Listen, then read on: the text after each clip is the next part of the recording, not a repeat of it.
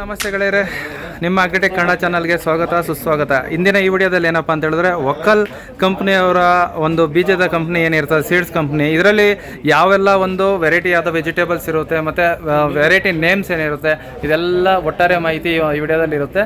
Video interesting ಆಗಿರುತ್ತೆ, ದಯವಿಟ್ಟು ಪೂರ್ತಿ ವಿಡಿಯೋ ನೋಡಿ ನಿಮ್ಮ ಸಹಕಾರ ಕೊಡಿ ಅಂತ ಹೇಳ್ತಾ ವಿಡಿಯೋಗೆ ಹೋಗೋಣ ಬನ್ನಿ.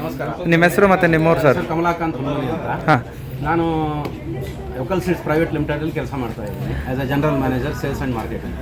ಓಕೆ ಸರ್, ಈಗ ನಿಮ್ಮಲ್ಲಿ ನೋಡೋದಾದರೆ ವಿಭಿನ್ನವಾದ ತರಕಾರಿಗಳು ಮತ್ತು ಇದೆಲ್ಲ ಇರ್ತದಲ್ವಾ? ಸೊ ಯಾವೆಲ್ಲ ಒಂದು ತರಕಾರಿಗಳಿದೆ, ಆ ವೆರೈಟಿಗಳ ನೇಮ್ ಎಲ್ಲ ಹೇಳ್ತೀರಾ ಸರ್? ತಳಿಗಳಿವೆ ನಮ್ಮಲ್ಲಿ, 80 ತಳಿಗಳಿವೆ. ಬೆಳೆಗಳು ಅದರಲ್ಲಿ 2, 3, 4 ಈ ಥರ ಹೈಬ್ರಿಡ್ಗಳು ಇದಾವೆ. ಹೈಬ್ರಿಡ್ ಜಾಸ್ತಿ ಇರೋದು ನಮ್ಮಲ್ಲಿ. ಅದರಲ್ಲಿ ಮುಖ್ಯವಾಗಿ 5 ಬೆಳೆಗಳ ಬಗ್ಗೆ ಹೇಳಬೇಕು ಅಂತಂದ್ರೆ ಟೊಮ್ಯಾಟೊ, ಬೆಂಡಿ, ಚಿಲ್ಲಿ, ಮೆರಿಗೋಲ್ಡ್ ಮತ್ತು ವಾಟರ್ ಮೆಲನ್. ಓಕೆ ಸರ್, ಈಗ ಇಲ್ಲಿ ನೀವು ಪ್ರಾತ್ಯಕ್ಷಿಕೆ ಇಟ್ಟಿರುವಂಥ ಒಂದು ಇದ್ರ ಬಗ್ಗೆ ಎಲ್ಲ ಒಂಚೂರು ಮಾಹಿತಿ ತಗೊಳ್ಳೋಣ ಸರ್. ಸರ್, ಈಗ ಮೊದಲನೇದಾಗಿ ನೀವು ಇಲ್ಲಿ ನೋಡೋದಾದ್ರೆ ವಾಟರ್ ಮೆಲನ್ ಅದ್ರ ಬಗ್ಗೆ ಹೇಳಿ ಸರ್. ಇದು 099 ಅಂತ ತಳಿ. ಇದು 6 to 8 kg ಬರುತ್ತೆ ಮತ್ತು ಬಹಳ ದಿನ ತಾಳುತ್ತೆ. ಟ್ರಾನ್ಸ್ಪೋರ್ಟೇಷನ್, ಲಾಂಗ್ ಡಿಸ್ಟೆನ್ಸ್ ಟ್ರಾನ್ಸ್ಪೋರ್ಟೇಷನ್ ಸಹ ಹೆಚ್ಚಿನ ಒಂದು ದಿನಗಳನ್ನು ಸಹ ತಳ್ಕೊಳ್ಳುವಂತ ಶಕ್ತಿ ಇದಕ್ಕಿದೆ. ಓಕೆ ಸರ್, ಸ್ವೀಟ್ ಆಗಿದೆ. 13 TSS ಇದೆ ಇದಕ್ಕೆ. ಓಕೆ ಸರ್, ಈಗ ಈ ವೆರೈಟಿ ಎಷ್ಟು ಏನು ಸರ್? Variety VS099.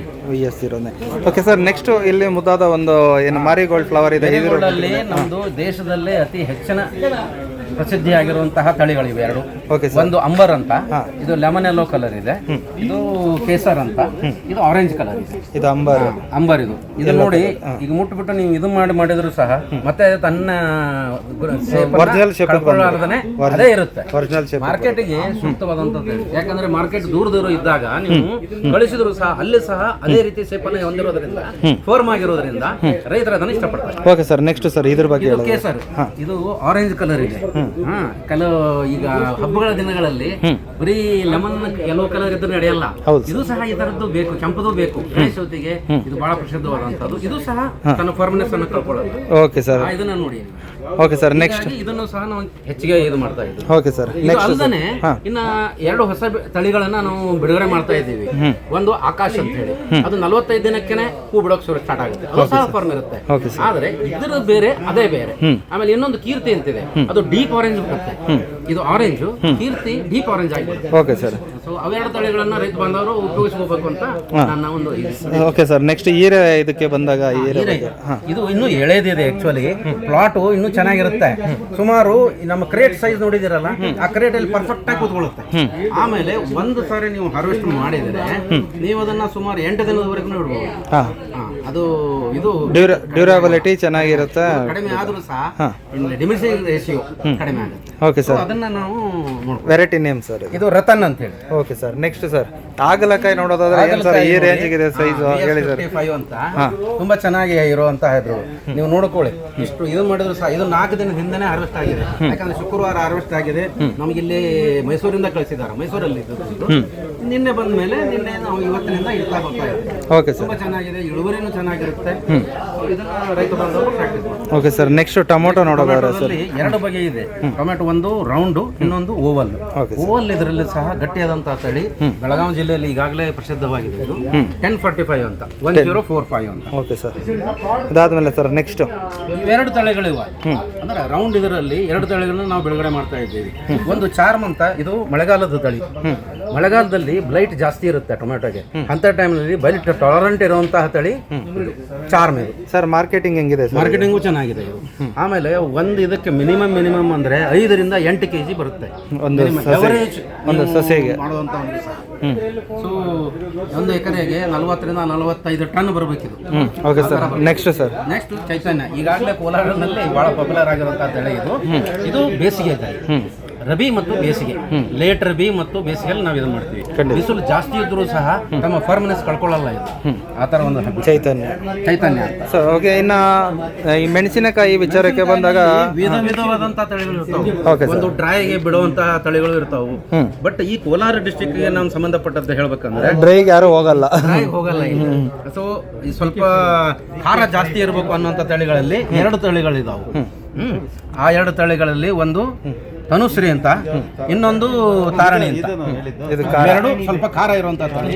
ಇನ್ನು ಕೆಲವೊಂದು ಮೀಡಿಯಂ ಖಾರ ಇರುವಂತಹ ತಳಿಗಳಲ್ಲಿ ಒಂದು ತನುಶ್ರೀ, ತನಯ ಮತ್ತು ತಾರಕ್ ಇವೆರಡು ತಳಿಗಳು ಇವು ಬೆಳಗಾವಿ ಡಿಸ್ಟಿಕ್ನಲ್ಲಿ ಭಾಳ ಚೆನ್ನಾಗಿದೆ. ಇದು ಮೀಡಿಯಂ ಖಾರ. ಮೀಡಿಯಂ ಖಾರ ಇವು ಇಳುವರಿ ಭಾಳ ಚೆನ್ನಾಗಿದೆ.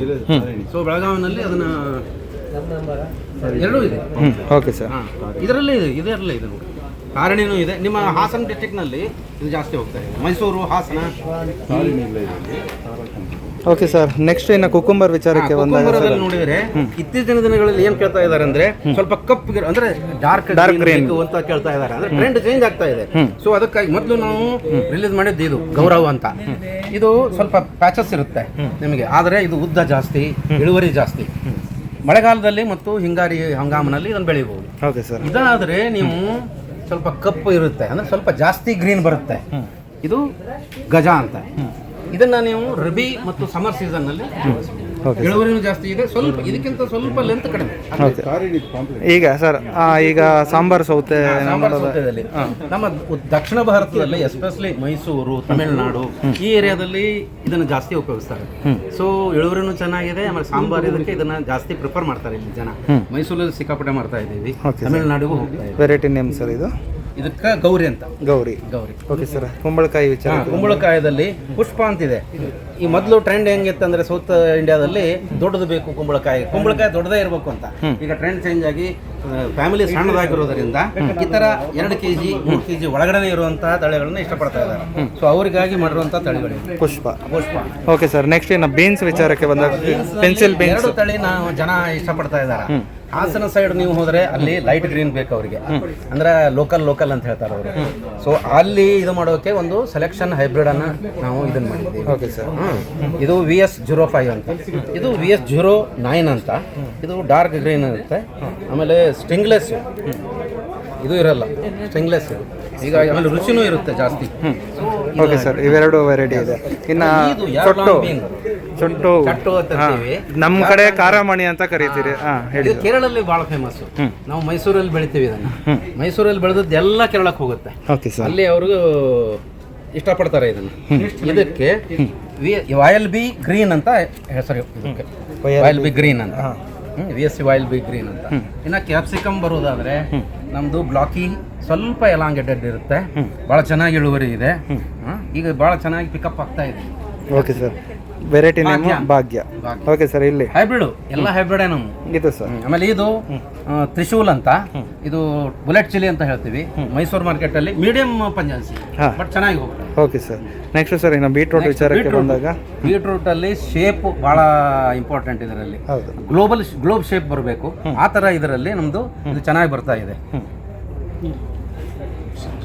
Okay sir. ರೆಡ್ ಕ್ವೀನ್ ಅಂತ, ರೆಡ್ ಕ್ವೀನ್ ಅಂತ ಇದರ ಹೆಸರು.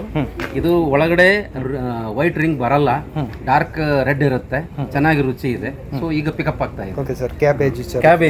ಕ್ಯಾಬೇಜ್ ಅಲ್ಲಿ ಈ ಭಾಗದಲ್ಲಿ ಸ್ವಲ್ಪ ಓವಲ್ ಟು ಫ್ಲಾಟ್ ಬೇಕು, ಅದಕ್ಕಾಗಿ ಗಂಗೋತ್ರಿ ಅಂತ ಒಂದು ಹೈಬ್ರಿಡ್ ಅನ್ನು ರಿಲೀಸ್ ಮಾಡಿದ್ದೀವಿ. ಒಕ್ಕಲ್ ಸೀಡ್ಸ್ ನವರು. Okay sir. ಇದು ಕೂಡ ಚೆನ್ನಾಗಿದೆ. ಕೋರ್ಮ್ ಇದೆ ನೋಡಿ, ಇಲ್ಲಿಷ್ಟು ಕೋರ್ಮ್ ಇದೆ, ಒತ್ತಿದ್ರೂ ಸಹ ಇದಾಗುತ್ತೆ. ಹೀಗಾಗಿ ಟ್ರಾನ್ಸ್ಪೋರ್ಟೇಷನ್ ಅಲ್ಲಿ ತುಂಬಾ ಒಳ್ಳೆಯದಂತ. Okay sir. ಯಾಕಂತ ಹೇಳಿದ್ರೆ ಇಲ್ಲಿಂದ ಕಲ್ಕತ್ತಾಗೆ ಈ ಕಡೆ ಎಲ್ಲ ಹೋಗುತ್ತಲ್ವಾ, ಅದಕ್ಕೆ ಟ್ರಾನ್ಸ್ಪೋರ್ಟೇಷನ್ಗೆ ಸೂಟೇಬಲ್ ಆದಂತ ತಳಿ. Okay sir.